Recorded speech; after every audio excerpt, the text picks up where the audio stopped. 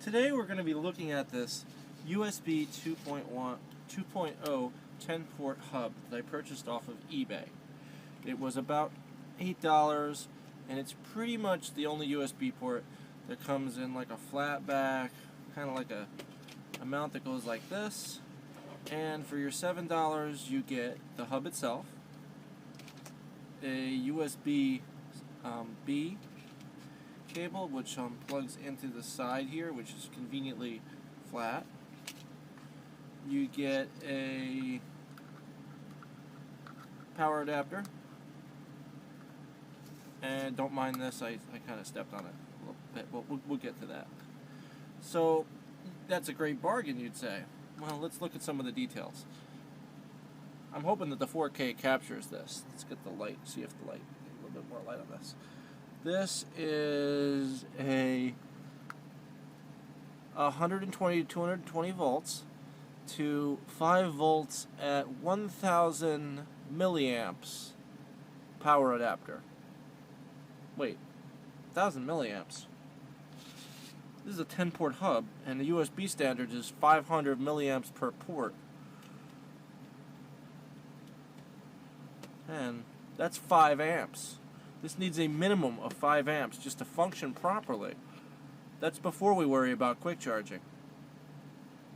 Not to mention that this is quite possibly the cheapest adapter I've ever seen. Here, let's open it up and see what's inside. Don't need to use a screwdriver, obviously. It's pretty much effed. You got a little switching, little transformer here. An opto isolator. This is quite possibly the smallest switch mode power supply I've ever seen. And this PCB, oh wow. Okay, so this power adapter here is very small PCB, but what's more interesting is that there's a unpopulated cutout over here that says USB. So this may have been initially designed as a 5-volt USB charge. Oh god. Look at these connections on the mains connections in here. Look.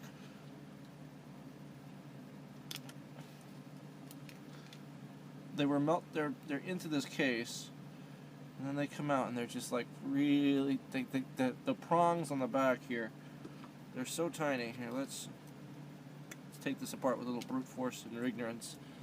And they're just soldered on there with like the absolute cheesiest shit of solder that you can possibly have. So, but there's an unpopulated footprint on here, which is interesting because if you look at the back, by the way, this is just the chintziest DC barrel connector. I like that they use the standard barrel connector. I'm really good about that, but this wire has got to be like 20, 22, 20, maybe 20 gauge. Can't be less than 20 gauge wire. There's no, I mean, an amp. Okay, let's break this off because I'm never using this the way it was intended. But as you can see, they have just soldered to the unpopulated terminals of the USB connection that they never used on this board. If I told you this was chintzy, I couldn't even describe. This is made of like 12 parts. There's a couple diodes on here. This is just like, that's just crazy. But that's something. But I have taken the liberty of already ripping the cover off. One of the things that I really thought was really good about this is that it had these hooks, so you can wall mount it or desk mount it. That's why I bought this one actually.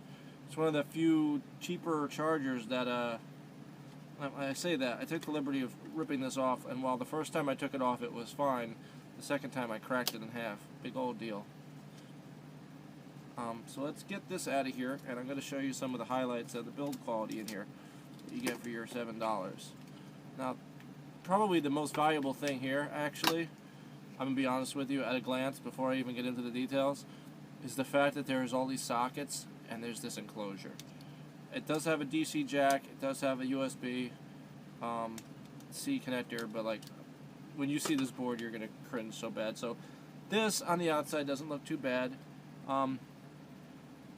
For reasons that are yet to be non-explainable, it has LEDs in each of the ports,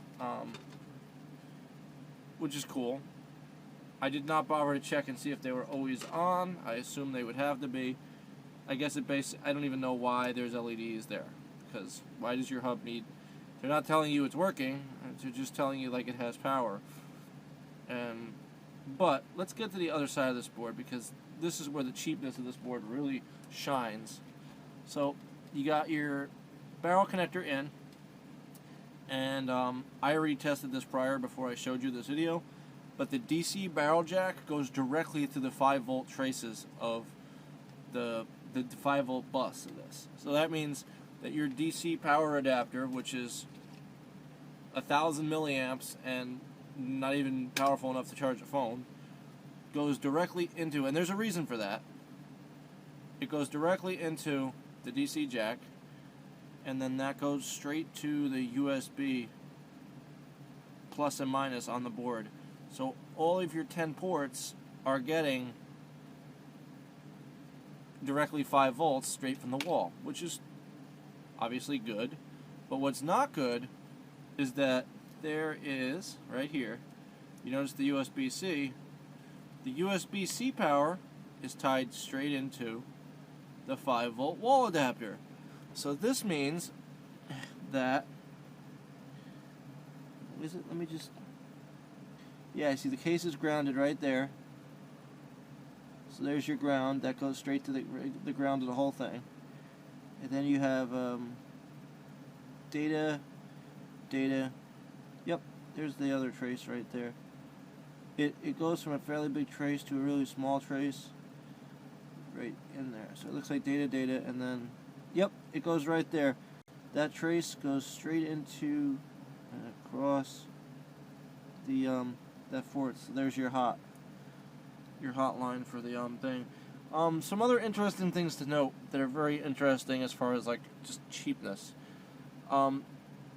It's a 2-sided PCB, so you got the LEDs and the sockets on this side, and on the back you have your, I'm not specific to what this is, but it's like a 4-port hub, or probably 5-port hub, because they're probably using 1, 2, 3, 4, and then using the last one to chain to the next one.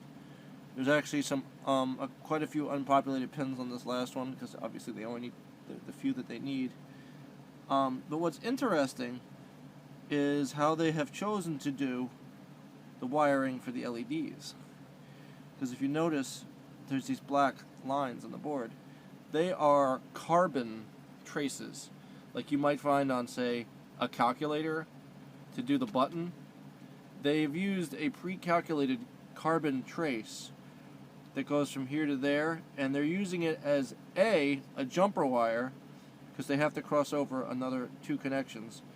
So they're using it as a jumper wire, but they're also using it as a resistor. See, they're taking straight from the 5-volt on the line here. There's no resistors on, well, there is a little there's caps, but those are bypass caps. There's no resistors on this board to power the LEDs. They're literally using the carbon trace that they printed on the PCB as a resistor. So that should tell you some of the stuff. So I'll highlight the things that are terrible about this at a glance. Wiring that is subpar for the amps required. A power supply that was repurposed from something else and has a fifth of the power required for this. Contact connections that are questionable. Plastic that is so thin that it crumbles in my hand. And the best part is, it actually is damaging your computer, because you're feeding 5 volts from your wall, which is fine. This power supply, which is like really questionable, you're feeding 1,000 milliamps back into your system bus, because it's back feeding straight into your motherboard. So sometimes like your computer won't shut off when you tell it to go off. It's because your 5-volt rail is being backfed by your wall adapter of your USB hub. Many hubs have a switch on here. I guess there's not really the best of the elegant ways to do it, but many of them have a switch that lets you switch between hub power and wall power. The reason for this is if you're using wall power, it disconnects the power from your computer, so you don't backfeed it. I mean, in the end, I didn't buy this to use as a hub because I knew it was trash. I had bought a fast one. What I'm going to do is I'm going to take all these chips off so it's not a hub anymore. By the way, this USB 2 is nonsense. It's like a USB 1 hub, I think. Even if it's 2, half the devices that I ever try to use it for, it just instantly knock them off. They wouldn't even connect. Not to mention these chips are negotiating out a lower power, so as you're cascading them here, by the time you get to the last one says, hey, I don't have any power to give you, and then it doesn't work. But my plan with this is I'm going to strip out all these chips, pull out the bypass caps. I'm going to take this off because it's worthless. And what we're going to do is I'm going to solder wires into here, or power supply,